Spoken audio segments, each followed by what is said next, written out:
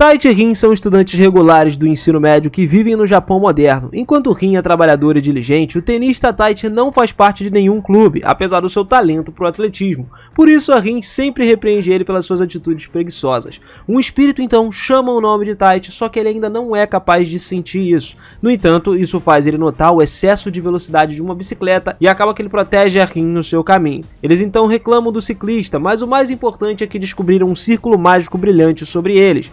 Esse círculo começa a seguir o Taichi, então ele rapidamente empurra Rin para longe, para que ela não seja pega dentro dele, mas ela corre em direção a ele de qualquer maneira e o círculo mágico é ativado, transportando os dois para um lugar estranho. Eles foram convocados para um mundo de fantasia em guerra, cheio de monstros, espíritos, magos e diferentes raças como elfos e anões. Taichi vai ajudar Rin e ela está inconsciente no chão, imaginando aonde eles estão então e sem nenhum atendimento telefônico para poder avisar os seus pais e a sua família disso tudo. Eles então vagam pelos campos na esperança de tropeçar com o prédio. Taichi acha essa situação muito semelhante àquilo que ele viu frequentemente nos mangás com os quais ele costumava perder tempo, e sugere que eles podem estar em um mundo totalmente alternativo. Rin enlouquece com essa situação. Ela fala do Taichi que ele deveria viver a vida em vez de ler mangá o tempo todo. Caminhando pelas terras inexploradas, eles acabam encontrando uma besta parecida com um cavalo preto e acabam congelando ao sentir a incrível quantidade de energia escura e uma aura maligna saindo dele. Eles tentam fugir, mas a sua velocidade não é páreo para o cavalo demoníaco, que é facilmente capaz de pegá-los. Taichi decide bancar o herói e diz a Rin para correr o mais rápido que ela pudesse enquanto ele estava lá distraindo a besta. Ela diz para ele para parar de brincadeira e correr do lado dela, só que o Taichi sabe que se ele for capaz de distrair o cavalo por um tempo suficiente, pelo menos ela seria capaz de salvar a própria vida. Mesmo que isso significasse a morte de si mesmo, o Taichi ia para lá. Então ele começou a atirar pedras no cavalo para tentar provocá-lo e ele conseguiu. Quando o cavalo mudou o alvo para atacar o Taichi com uma velocidade incrível para apagar sua existência, ele aceitou o seu destino e se preparou para morrer, mas felizmente foi salvo por um aventureiro que usa uma magia de vento para poder atacar o cavalo. O cavalo se vira e tenta atacar a primeira aventureira, mas o seu companheiro de equipe usa uma flecha mágica para abater o cavalo, acabando com a sua vida. Taichi solta um suspiro de alívio, mas ainda está chocado com tudo o que aconteceu em tão pouco tempo. E o grupo de aventureiros se apresenta, cada um fala os seus nomes, e eles falam que são aventureiros há um bom tempo e são regulares nessa área. Eles explicam ao Taichi que os demônios que eles estavam tentando lutar é chamado de cavalo de obsidiana, conhecida pela sua ferocidade e pelo chifre de obsidiana também. Eles explicam que vieram a essa área para poder caçar um desses cavalos demoníacos, porque de acordo com a missão deles, eles precisavam de um chifre de obsidiana. Enquanto vagavam pela área, acabaram avistando Taichi e Rin lutando com esse cavalo. Então a ficha caiu e logo todos eles se sentaram juntos, e enquanto conversavam, os aventureiros acabaram fazendo um monte de perguntas para ensinar Taichi e Rin por causa das suas roupas estranhas e o fato de que eles parecem não ter absolutamente nenhuma ideia de onde estão. Balda explica que é perigoso viajar desarmado sozinho numa área onde a atividade de monstros tem aumentado, e Colt gosta da situação porque significa que o seu trabalho e lucro para o seu grupo de aventureiros aumenta, porém ele é repreendido porque a situação levou ao desaparecimento de uma pessoa.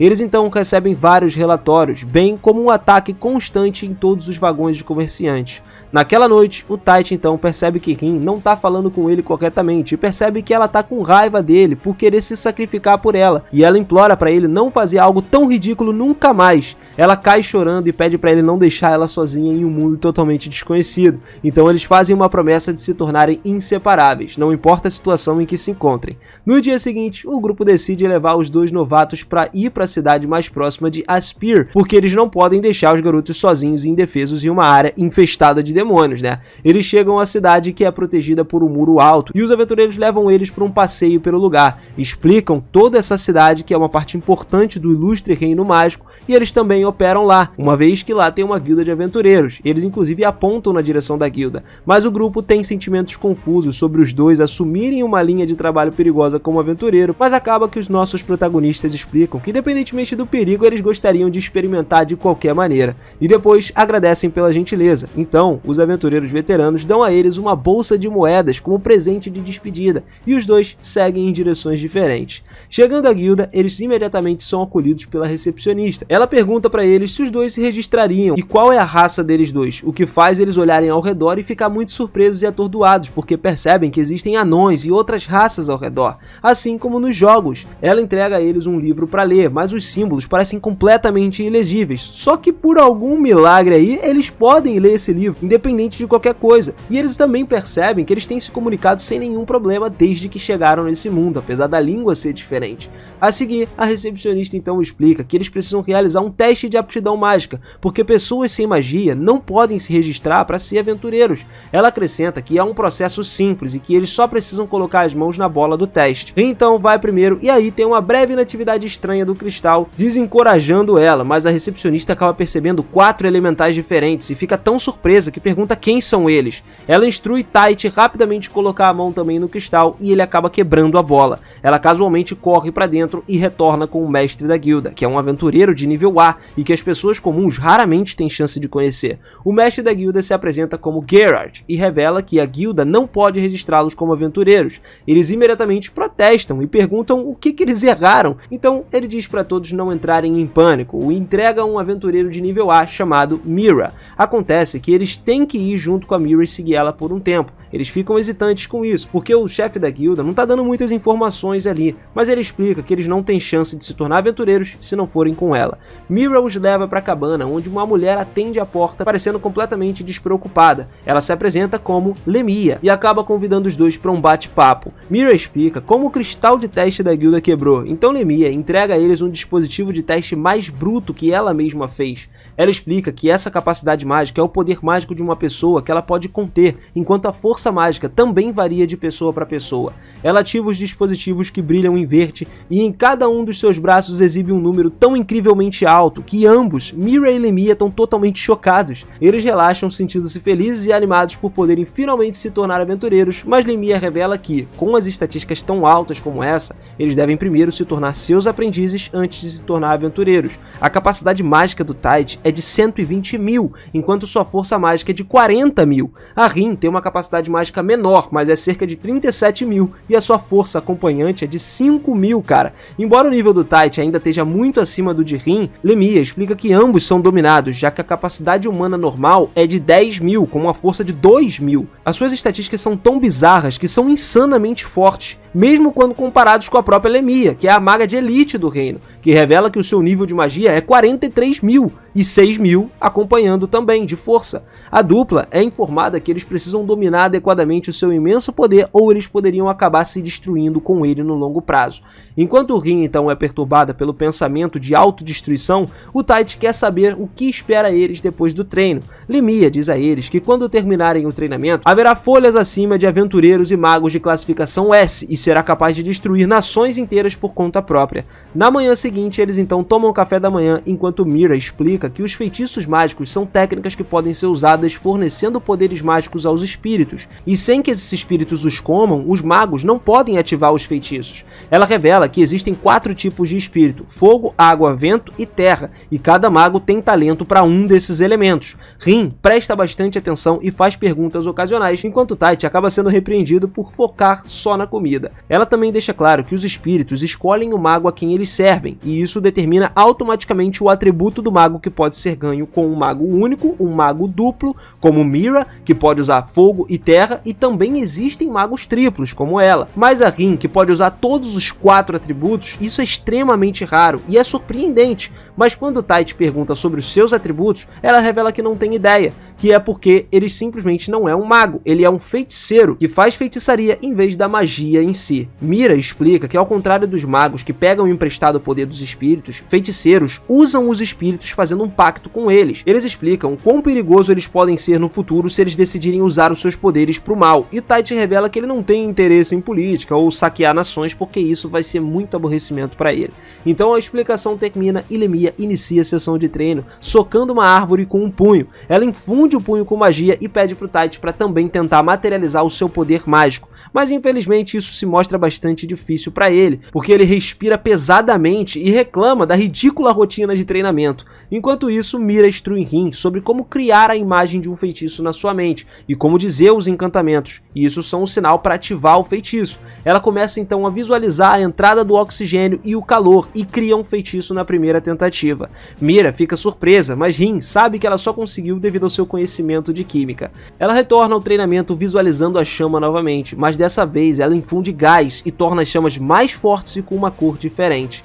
Depois, ela encontra Tite deitado, exausto na grama, e informa a ele que o treinamento dela foi extremamente bom. Ela o encoraja a continuar treinando, então ele decide tentar novamente, só que dessa vez, uma voz dentro da sua cabeça ajuda ele a se instruir, a fazer materializar com sucesso seu poder mágico. Rin tá feliz por ele finalmente ter progredido no seu treinamento, e ele conta a ela sobre a voz que o ajudou no processo. Rin espera que não seja um fantasma, que ele não perdeu a cabeça de vez, então eles descartam isso com uma piada antes de entrar para o almoço com os seus tutores.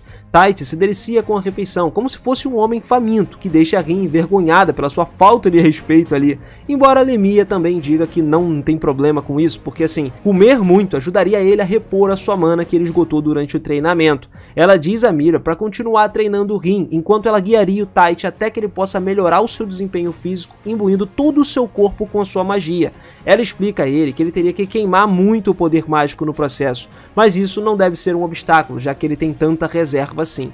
Alguns dias depois, o Tite é obrigado a praticar o seu aprimoramento corporal contra o Fenwolf e o derrota facilmente, embora a besta tenha o dobro do seu tamanho. Depois de cuidar de vários Fenwolves, ele então encontra com Rin, que usa diferentes elementos para derrotar alguns coelhos carnívoros. Seu próximo inimigo é um cavalo obsidiana, aquele velho companheiro deles, né? Mas dessa vez, eles não precisam da ajuda dos aventureiros errantes para matar a besta. Lemia os hospeda então em um mini banquete usando uma carne do cavalo obsidiana, que diz agora que eles podem se tornar aventureiros e teriam que voltar para Aspir no dia seguinte. Eles basicamente estão relaxados agora, né? Esqueceram que o objetivo original deles era se tornar aventureiros. Antes de partirem, ela conta sobre os perdidos, um termo usado para descrever pessoas que foram convocadas de um mundo alternativo por magos. Ela explica a eles que eles normalmente não sabem a identidade do feiticeiro que os convocou do seu mundo, mas se eles explorarem o continente, eles podem eventualmente encontrar essa pessoa. Tite está especialmente certo de que eles podem encontrar o mago de alto nível e agradece Rin por ficar com ele durante toda a jornada do Japão, e que eles vieram para esse novo mundo juntos, cheio de magias. Eles então retornam a Aspir no dia seguinte e embarcam numa jornada de aventuras assumindo desafios fáceis. Missões de classificação E. Eles aprendem mais sobre o continente, o reino em que residem e algumas grandes cidades notáveis que compartilham uma fronteira com eles. Enquanto estudam, a recepcionista chamada Almeida entrega uma carta de convocação de Geralt para eles, o mestre da guilda, e na guilda eles recebem uma missão que envolve investigar um visitante que frequenta um bar também para obter informações sobre as suas atividades secretas de contrabando. A Rin diz que a nova missão é de aventureiro de rank D, mas eles são informados de que podem fazer uma missão de um nível acima da sua classificação atual. Geralt então informa a eles que a missão falhou 2 vezes, e na terceira falha significa que seria dada a um aventureiro de rank C. No entanto, ele está dando a eles já que são aprendizes de Lemia. Completando com sucesso a missão, eles seriam imediatamente promovidos para o posto D, e isso os faz sair entusiasmados, né, para relaxar antes de começar essa missão. À noite, eles se dirigem para uma barraca de comida, onde descobrem que os preços dobraram como resultado dos ataques constantes das carroças entrando na cidade. Eles descobrem que a escassez de alimentos e mercadorias na cidade está relacionada com a sua missão, e eles fazem planos sobre como abordar essa missão aí. Eles então vão para um bar e são recebidos pelas caras frias de todos. O silêncio dos velhos bêbados, que desconfiam dos jovens aventureiros, leva o Tite a decidir irritá-los ainda mais, pedindo só uma aguinha dentro do bar. E essa exibição faz com que o barman goste bastante deles. Eles explicam como eles precisam do sequestrador de comidas circulando no mercado negro e se ofereceram para pagar muito em troca da sua cooperação, garantindo aos bens raros. Infelizmente, o seu enorme saco de moedas acaba chamando a atenção de um grupo de bêbados que faria qualquer coisa por algum dinheiro. Depois de espancá-los, os homens são forçados a confessar suas negociações sujas e como eles costumam trazer os bens roubados para essa cidade da noite. E aí eles tentam bisbilhotar mais, mas o barman os expulsa por atrapalhar seus negócios e espancar os seus clientes. Enquanto eles voltam para casa, eles são seguidos por um grupo de assassinos vestidos de preto, que cercam eles e bloqueiam o seu caminho de fuga. Tite envolve o primeiro assassino na sua luta de espadas e recua rapidamente ao sentir a intenção de matar dele. Eles decidem capturá-los, porque eles podem ter informações valiosas sobre a sua missão. Uma vez que o Tite ativa o aprimoramento do seu corpo, ele facilmente derrota seu oponente, enquanto o Rin derruba ele com o feitiço do vento. Fica claro que eles estão claramente em desvantagem, e isso faz deixar o seu camarada inconsciente para trás, enquanto eles fogem usando sua distração de bomba de fumaça. Eles então decidem entregar o último assassino que sobrou ao mestre da guilda, que tranca ela numa prisão subterrânea secreta. Ela acorda assustada e agitada, mas o Geralt tá lá para acalmar ela, explicando que ela não precisa se matar ou preparar para ser morta pelos seus companheiros assassinos, como é uma prática usual deles, né, que são capturados. No dia seguinte, Mira os visita no seu alojamento e eles saem e explicam a sua aprovação como assassinos, bem como o aumento constante dos preços dos alimentos. Eles decidem formar uma par e investigar minuciosamente a escassez de alimentos, indo até uma plantação que pode ser o próximo alvo dos bandidos. Nas profundezas das montanhas, Mira os informa sobre a recompensa de 500 moedas de ouro por derrotar os poderosos magos que protegem os bandidos, e isso deixa eles mais determinados a completar a missão. Eles então chegam na plantação e são recepcionados pelos trabalhadores responsáveis pela fazenda. Eles fazem um tour pela fazenda e quando exploram o local, Rin sente um grande inimigo se aproximando. Ela imediatamente diz aos fazendeiros para fugir, enquanto eles se preparam para lutar contra orcs gigantes e ratos que chegaram para destruir o lugar. Mira rapidamente corta os ogros menores e um após o outro, enquanto Tite vai enfrentar o orc gigante e ele tenta escapar do seu golpe maciço, e os fazendeiros estão com medo de que o gigante possa ser demais para um mero humano. No entanto, ele simplesmente aprimora o seu corpo e derrota facilmente o orc gigante.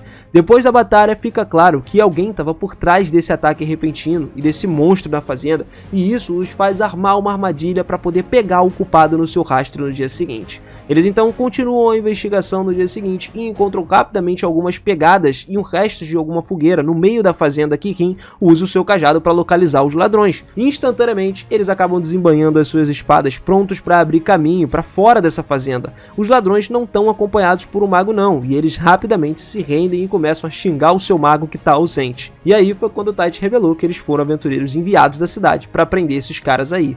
O grupo então é deixado para Cassim, que é um capataz da fazenda, na qual eles começam a interrogar como ele tem um conhecimento exclusivo sobre os orcs que um simples fazendeiro não deveria saber. Ele então confessa ser o responsável por trás do ataque do monstro, o roubo e também do processo de contratação dos seus serviços. Tudo para testar a sua competência. Seu cúmplice aparece usando uma capa de invisibilidade que esconde a sua presença e a sua magia e se apresenta como Graeme. Ela oferece lidar com Mira e Rin, enquanto o Cassim cuida do Tite. E enquanto eles lutam, ela explica a eles que, embora seja uma assassina, em vez de usar métodos sorrateiros, ela prefere suportar o prazer de uma batalha intensa. Enquanto Mira a confronta com uma espada, Rin oferece o apoio com os seus ataques de fogo habitual, que são surpreendentemente neutralizados com um feitiço de água. Ela usa um feitiço do vento para criar uma cortina de fumaça, que quando Graeme desvia, ela simplesmente se depara com um ataque simultâneo de terra e água. Ela então ainda consegue parar um ataque de elemento duplo e também combina os ataques aprimorados magicamente de Mira. A assassina obcecada por batalhas nocauteia Mira e volta sua atenção para Rin,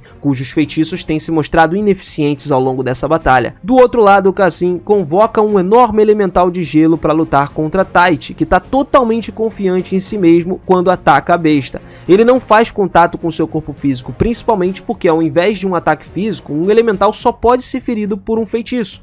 Ele então continua a atacar em vão e lentamente esgota sua resistência enquanto a besta tira vários pilares de gelo da sua boca. Cassim decide melhorar o seu jogo alimentando seu elemental do gelo com uma bola de energia mágica maligna que faz ele evoluir para um elemental vermelho incrivelmente massivo que envia o Tite voando apesar do seu aprimoramento físico do corpo todo. O Tite começa a sangrar depois de levar um único golpe dessa enorme besta, mas quando o vilão informa a ele que está planejando tomar os seus companheiros como reféns e forçá-lo a trabalhar como subordinados, aí o Tite perde a calma. Enquanto isso, Mira e Rin decidem parar de brincar e mostrar toda a sua força contra o maníaco das batalhas. Ela também ataca usando duas espadas mágicas e enquanto Graeme bloqueia a primeira, ela esfaqueia com a segunda espada elétrica, e aí a Graeme se vê presa no centro de uma explosão e se destaca querendo continuar essa batalha. Porém, a Mira lida com o golpe final envolvendo suas espadas com chamas vermelhas quentes e cortando ela. Do outro lado, o Tite tá um bom show, mas não é o suficiente para derrotar o poderoso elemental vermelho. No final, a dupla é forçada a se submeter a Cassim, enquanto o Tite amaldiçoa sua fraqueza e incapacidade de proteger a si mesmo ou os seus companheiros. Apesar de ser um feiticeiro, ele cai inconsciente num sono e um espírito do vento chamado Ariel informa a ele que ele vai emprestar os seus poderes para ele apenas uma vez, já que eles não formaram oficialmente um contrato. Ele então se levanta graças ao vento forte ao seu redor e isso faz com que Cassim ordene que a sua besta acabe com ele. Tite leva um golpe direto da besta e sai ileso, rindo como se seu poder recém-descoberto parecesse como uma fraude. o Elemental Vermelho ataca novamente, mas dessa vez ele limpa a besta da face da terra com um único movimento. Seu poder emprestado começa a desaparecer e mesmo quando seus ferimentos se tornam mais graves, ele resiste e afasta os inimigos com o último ataque. Ele cai então inconsciente depois de esgotar cada grama do seu poder mágico no seu corpo e acorda uma semana depois na cabana de Lemia. Ele conta a ela sobre os elementais vermelhos, que empurra para a beira da morte, e também sobre Ariel, que lhe emprestou os seus poderes, e a menção do espírito do vento choca Lemia, que explica que os espíritos são raros seres superiores aos dragões, e são invisíveis aos olhos humanos, e o fato dele poder ouvir e ver ela significa que ele é um invocador. Ele volta então para Spear para encontrar com seus companheiros que já tinham deixado as estalagens. Antes de voltar, ele vagueia pela cidade e encontra alguns homens assediando umas meninas de cabelo verde, que ele aborda e protege dos homens que fogem rapidamente depois de algumas trocas ali. A garota se apresenta como Anastácia, a ex-assassina que ele ajudou a capturar na noite da sua primeira missão, que agora trabalha para a guilda de aventureiros da cidade, para a qual eles se unem para continuar a investigação dos bens roubados e conseguir a localização da sua base de operações no mesmo dia. Eles então derrotam furtivamente os guardas estacionados do lado de fora e também os guardas da sala mais importante do prédio. Eles lutam para entrar na sala e lá eles acabam encontrando uma carta endereçada ao Tite. Enquanto relaxam na cidade, há uma comoção sobre um constante aumento de preços dos alimentos e cada dia a situação só piora. Isso deixa as meninas zangadas, porque elas não conseguiram resolver esse problema, mas percebem que estão sendo perseguidas e logo depois são corajosamente emboscadas dentro do mercado, apesar do local estar bem cheio. Mira então instrui os habitantes da cidade a irem para a segurança, enquanto ela e Rin enfrentam o assassino, em uma situação de 2 contra 1 agora, só que elas se preparam para acabar com o assassino, mas são atacadas com uma poderosa magia de explosão, fazendo Rin mudar rapidamente para o modo de defesa. A batalha dá uma reviravolta quando eles finalmente ficam em desvantagem e são forçados a lidar com 5 inimigos, incluindo a Graeme, que agora se esgueirou para perto deles usando sua capa de invisibilidade. Ela nocauteou a Mira e ordenou que os seus subordinados segurassem a Rin por tempo suficiente para ela escapar com sucesso com a Mira.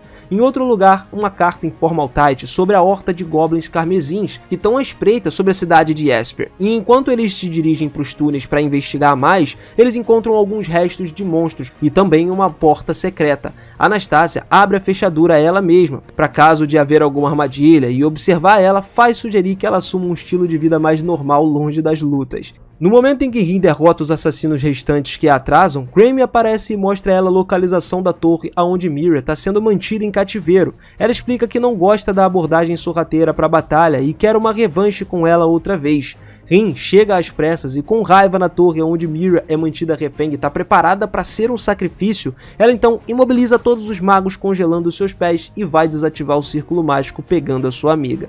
Depois do resgate, o chefe de Gazin, chamado Cardeal Lodra, um executivo da igreja e o cérebro por trás dos ataques anteriores, aparece e informa eles sobre os 3.000 goblins que estão se preparando para atacar a cidade ao amanhecer. Em outro lugar, um golem de repente surge em Anastácia, mas Tite tá lá para protegê-la. Ele bloqueia o seu ataque e bate com os punhos, até que tudo que resta sejam apenas algumas rochas sem núcleo mágico. Uma situação em que ele acha extremamente estranha, e logo ele acaba descobrindo que o motivo disso aí, dessa normalidade do golem, é obra dos gêmeos Milo e Melo, que são capazes de criar monstros na sua especialidade em magia da terra. Eles informam também que são responsáveis por acortar os goblins, instruindo eles a matar e comer pessoas usando um cristal especial. Mas por mais mal que eles ajam, o Tite ainda quer proteger os gêmeos ou apenas crianças sendo manipuladas. Infelizmente, quando eles despertam os goblins aprimorados pelos Crimson Pact, assim como o Elemental do Gelo, o Tite ataca eles sozinho, e durante a batalha os gêmeos perdem os seus cristais. Como resultado, eles são atacados pelos monstros que deveriam estar controlando. Ele então salva os dois a tempo de também conseguirem ajudar a Anastácia, que estava tendo dificuldade em lutar de uma forma eficaz na sua roupa. Na manhã seguinte, Rin, Mira, Geralt e Lemia lideram a defesa contra a invasão Goblin. Rin usa uma ampla gama de magia na terra para poder criar um poço enorme e segue o ataque com um feitiço de água fervente. Em seguida, ela cria um poço aquecido com uma esfera de metal, colocando o poço cheio de água, e juntos a combinação causa uma enorme explosão de vapor. Isso permite que os aventureiros ataquem enquanto os goblins estão confusos e desorientados nisso aí. Apesar da presença de Lemia no campo de batalha inspirando a todos, o inimigo também implantou alguns monstros aprimorados pelo Pacto Carmesim. Eles continuam a lutar contra essa nova onda de monstros aprimorados e lutam para acompanhar os seus números superiores sem usar todos os seus poderes mágicos. Eles conseguiram reduzir o número até que restasse apenas algumas dezenas ao lado de 3 ogros comandantes vermelhos, os monstros mais fortes que eles já encontraram. Lemia se prepara para dar o seu feitiço mais poderoso enquanto eles mantêm os monstros longe dela para que ela tenha tempo suficiente para terminar o seu encantamento. Tite chega ao centro do comando com Anastácia e os gêmeos também, e lá ele é dado o resumo de toda a situação do campo de batalha. Eles decidem ir para o campo de batalha para apoiar as meninas que estão sem dúvida enfrentando um oponente absurdamente forte, mas Anastácia fica para trás, já que o estilo de combate de assassinato dela não é adequado para as linhas de frente. Rin deixa que seu feitiço elimine os monstros de baixo nível restantes e eles ficam com os 3 ogros gigantes. Todos eles lutam com o que resta do seu poder mágico na esperança de terminar a batalha rapidamente, mas o seu esforço não é o suficiente para derrotar os ogros que surpreendentemente saem ilesos. Eles se movem para acabar com Rin, que esgotou o seu poder mágico, e antes de ser esmagada por seu punho, o Tite apareceu para salvar ela e enfrentar a gigante monstruosidade em um concurso de força, e até mesmo aumentando seu aprimoramento físico ao nível máximo para estragar os caras. Ele torna o monstro vulnerável, batendo ele no chão, e desfere um golpe final e um soco de carga em cima desse monstro. Depois pede desculpas por chegar atrasado e conta a ela sobre toda a horda de goblins que ele teve que enfrentar e eliminar sobre a cidade. Ele também entregou os gêmeos a Lemia e informa sobre suas incríveis capacidades, apesar deles serem pequenos. Tite voltou então para continuar a batalha com os ogros vermelhos. Nessa hora, mais monstros chegam e o grupo é forçado a segurar eles com pequenos poderes mágicos que restam. Os gêmeos ajudam usando sua magia de terra, para trabalhar em equipe, e juntos eles ajudam a resistir por tempo suficiente para que o Tite derrote os ogros comandantes. Embora seja uma situação de 3 contra 1, ele luta contra eles em pé de igualdade, evitando os seus ataques, danificando os caras com golpes poderosos graças ao seu aprimoramento. Ele também derruba cada um após o outro, e antes que possa acabar com eles, o chão começa a tremer. Daí, os ogros são mortos por um misterioso dragão que emerge das profundezas da terra. A sua chegada faz a terra tremer, e quando o dragão de 2 cabeças ruge, suas chamas iluminam todo o céu e causam medo em todos no campo de batalha. Tite pensa em suas intensas batalhas acima do chão, que foi responsável por acordar o dragão, mas Lemia diz a ele que eles nunca interferiram nos assuntos humanos, não importa a situação. Contra a vontade de Rin, então, ele decide enfrentar a esmagadora e intimidante besta, enquanto instrui os outros a evacuar a cidade. Ele explica a ela que a presença dela é uma fraqueza para ele, já que facilmente ele protegeria ela com o seu corpo e a sua vida se ele estivesse em perigo, e implora para ela ir também.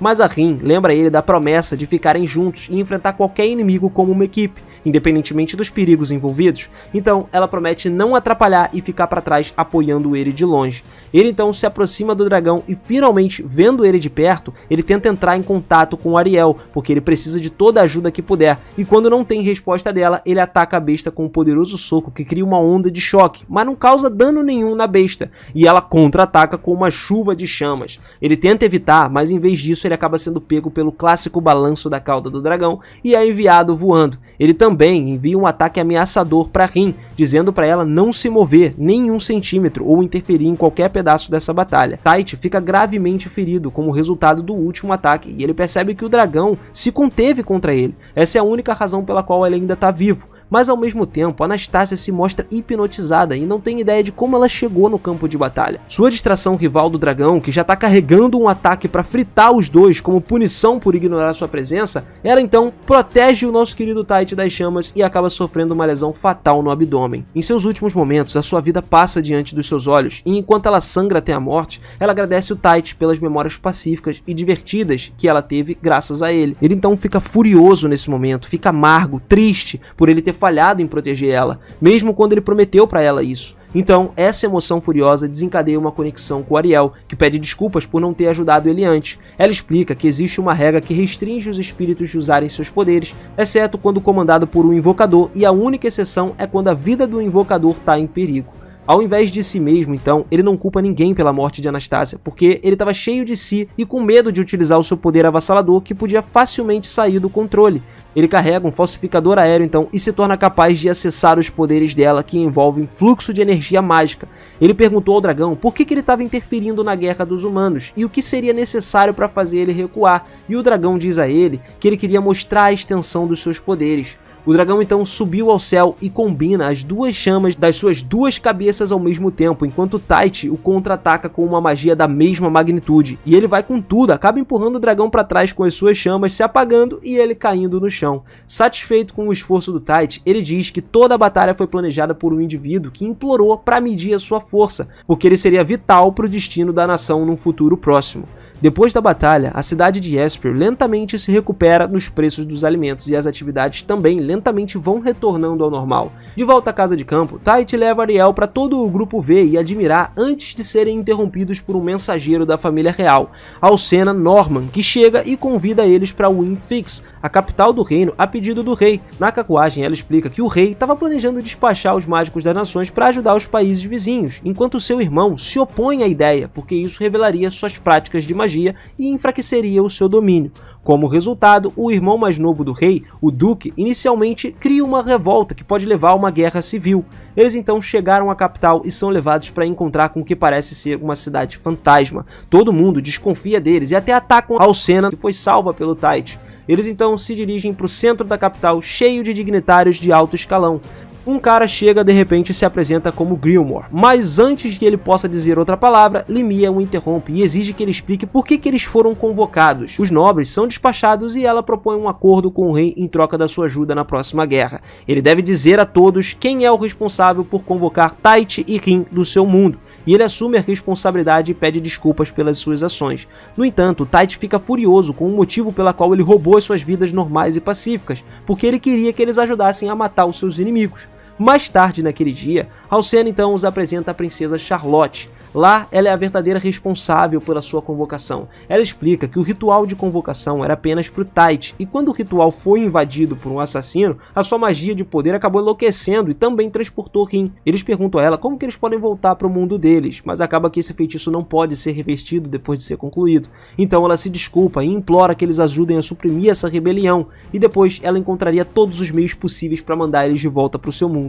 O Taichi foi convocado para participar de uma batalha simulada do general, e então o comandante supremo do exército, que quer avaliar as forças de si mesma, ela imediatamente ataca com a sua espada, e o Taichi é forçado a se defender da sua brutalidade. Ele quer convocar Ariel, só que hesita, porque ele poderia acabar matando a general, né? E ela continua provocando ele, e ele vai para o contra-ataque usando as habilidades de aprimoramento físico. A sua classe mista acaba quebrando as suas lâminas, e eles continuam a batalha, colocando as suas habilidades de combate corpo a corpo à prova. Dessa vez, ele consegue dominar a batalha, jogando a mulher no chão, fazendo ela ceder na frente do rei e os outros espectadores notáveis. Ela reconhece a sua força e se oferece inclusive para se tornar sua esposa ou amante, desde que ele a ajude a dar à luz a uns filhos poderosos que serão tão fortes quanto ele.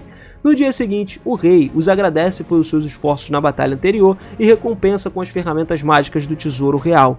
Cada um pega uma peça que lhes convém perfeitamente. Rin pega um novo cajado mágico e o Taichi ficou cativado por uma rara katana que lembra a ele os seus dias como um otaku. Eles contam que a katana foi feita no continente terrestre e que os soldados não têm uma boa opinião sobre ela porque ela é muito fina e pode quebrar facilmente. No campo de treinamento, Lemia testa o seu novo anel enquanto o general Sumela implora ao Taichi para um duelo novo com ela usando essa katana. Essa mulher literalmente não desiste por nada, cara. Então, ele escapa da sua futura esposa obsessiva e segue para a cidade, onde é elogiado e agradecido pelo povo também por proteger a cidade durante a batalha com o exército rebelde.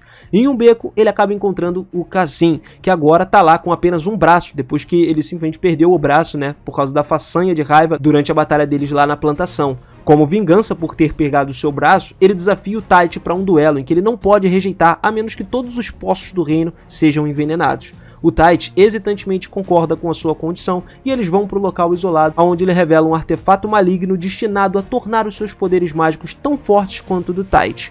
Ariel avisa eles sobre o artefato, mas eles devem lutar contra Kazin, que pensa que é um gênio e não trabalhou duro o suficiente para se tornar tão poderoso. O artefato é ativado e instantaneamente ele limita os poderes mágicos do Taichi e reduz a ele aos níveis de Kazin. Então eles começam o duelo e o Kazin pode acompanhar o Taichi, cuja magia do vento não tá mais tão forte quanto normalmente era. Kazin então muda para sua enxurrada constante de gelo e água mágica e o Taichi foge deles e também o desarma. Eles continuam sua troca e ambas as partes causam danos significativos um ao outro, levando a um impasse. Kazin se prepara para um ataque final, enquanto Tite fica indefeso, já que ele já usou a maior parte da sua magia. Ele então lembra das instruções de Rin, e quando Kazin ataca, ele imbui a sua katana com várias fatias mágicas através da sua bola de água e derrota ele. Kazin então admite a derrota e diz a ele para destruir o artefato e restaurar os seus poderes mágicos. Só que o artefato manifesta um monstro sombrio que o ataca. Sem energia para poder revidar, ele foi salvo por Grammy, que chegou e destruiu o artefato com a sua espada. Porém, o monstro não desapareceu, né? Continuou aumentando, e desde que o Tite pegou os seus poderes de volta, ele acabou usando um ataque de raio para poder explodir o monstro, deixando nenhum pedaço remanescente para trás. No dia seguinte, o Duque Dorshen reúne todas as suas tropas e contrata mercenários para lidar com Limia e seus pupilos dominados. O rei Gilmore também faz um discurso inspirador que motiva a todos e faz entrar na capital de batalha, prontos para dar tudo de si para sua nação. Tanto Rin quanto Limia dirigem as tropas para suas novas ferramentas mágicas, enquanto Tite contorna toda essa formação do exército e segue diretamente para o centro do comando do inimigo. Rin encontra um mercenário lá que usa um machado grande e se apresenta como uma aventureira de nível superior chamada Suzora. Ela dá uma vibe muito maníaca de batalha como a própria Grammy, e isso deixa ela cautelosa. E ela até fala nessa hora que essa é a primeira batalha tão cheia, com um oponente forte, e isso deixa ela menos confiante ainda em todos os seus ataques.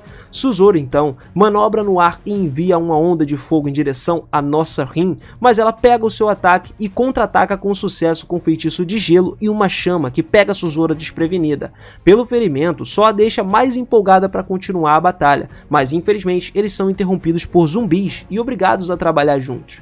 Tite derrota os guardas do Duque e facilmente consegue entrar na sua tenda. Ele, junto com Ariel, propõe uma paz e resolução pacífica com esse Duque aí, que promete poupar a vida dele se ele acabar com essa guerra sem sentido, causada por um conflito de interesses. O Duque começa a pensar em uma solução pacífica, mas o seu orgulho não deixa ele parar a guerra. Ele pergunta ao Tite por que ele não se torna rei, já que ele tem tanto poder mágico assim. E ele responde explicando que seria muito estressante e exigente ele governar algum lugar, né? E que na verdade ele gosta de ficar à toa e fazer o que ele gosta. Enquanto isso, o Duque explica a sua paixão e vontade de sacrificar tudo o que ele tem para sua nação. O seu braço direito, então, Anêmicos, se envolve em uma aura malévola e controla os soldados caídos e feridos no campo de batalha, que agora são os seus zumbis. Os zumbis atacam lutando de ambos os lados, e Anêmicos revela que ele usou o instigador ciúme do Duque para poder começar essa guerra. Sob as ordens do seu verdadeiro mestre, ele ordenou que usasse o seu feitiço e transformasse todos os soldados fracos em zumbis irracionais,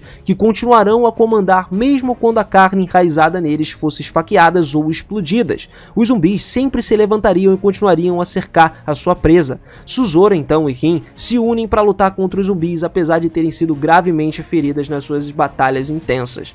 Os zumbis então continuam a se multiplicar, deixando apenas os guerreiros mais fortes. Eles não são afetados mesmo com o tornado gigante do Tite os separando.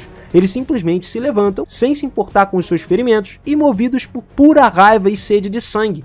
O Duque diz ao Tite que um misterioso mestre emprestou ao Anêmicos parte dos seus poderes mágicos para capacitar ele a lançar esses feitiços e empurrar ele para os seus limites. O Duque então culpa a si mesmo por trazer a destruição à nação que ele só tentou salvar e implora ao Tite para intervir na última resistência do reino para enfrentar os zumbis para salvar os seus amigos e aliados, que estão dando tudo de si contra o exército de mortos-vivos. O Tite se prepara para dar tudo de si, mesmo que isso drene sua força vital no processo. Antes de atacar, Ariel o interrompe congelando o tempo e o espaço e pede perdão por ter mentido para ele. Ela revela que tem negado o acesso aos seus verdadeiros poderes, porque ele não pode fazer mau uso deles, e ela então se despede dele e promete retribuir a sua bondade, concedendo a ele o acesso aos seus verdadeiros poderes como um espírito superior. Ela então desaparece em partículas brilhantes e desfaz o tempo congelado, que permite que ele reúna-se com Rin, que agora tinha sido gravemente ferida. Ele chama o nome de Ariel e a energia estérea quebra o círculo mágico do mal, fazendo os soldados voltarem ao normal, e invoca Ariel na sua verdadeira forma. Ela desce do céu como a rainha dos espíritos e um dos grandes espíritos no mundo, e para encerrar essa batalha, ele enfrenta Andêmicos, que se transforma num poderoso monstro com asas e é levado para o céu. Tite se junta a ele no céu e enquanto eles lutam, ele pergunta a identidade do seu mestre. Ele disse a ele que é muito importante para o seu mestre e ele é um ser divino, ele que orquestrou essa convocação e também usou todas as suas vidas como peão, justamente para tornar ele uma arma definitiva. O pensamento de ser uma marionete enfurece o nosso prota. Ele então derruba o Anêmicos, socando ele com raiva por tirar inúmeras vidas em nome do ser obscuro, sendo que esse cara nem mesmo faria nenhum trabalho sujo por ele. No final, então, ele consegue derrotar o Anêmicos sem lhe dar uma chance para acertar um único soco no Tite. E quando ele vai acertar o golpe mortal, ele pensa que é incapaz de tirar a vida. No entanto, o Tite já aceitou a responsabilidade dos seus poderes esmagadores e acerta esse golpe mortal usando um ataque de raio que destrói a sua forma física e põe fim a essa guerra. Depois disso, o Tite desmaia, apenas para acordar vários dias depois lá no palácio. A paz tinha sido retomada à Terra e o Tite foi declarado como o herói da nação por desempenhar um papel importante no fim da Guerra Civil. Duque d'Orshan é executado secretamente pelas suas ações e o Tite e seus companheiros voltam para Spear na sua carruagem para poder continuar as suas vidas como simples aventureiros. Finalizando por aqui, mais um recap de respeito para vocês. Então se curtiram, não esquece de caprichar naquele likezão para ajudar demais a gente a continuar crescendo. E aproveita, se inscreve aí no canal também e ativa o sininho para você continuar acompanhando mais recaps como esse aqui. Eu vou ficando por aqui, um forte abraço e até mais. Tchau!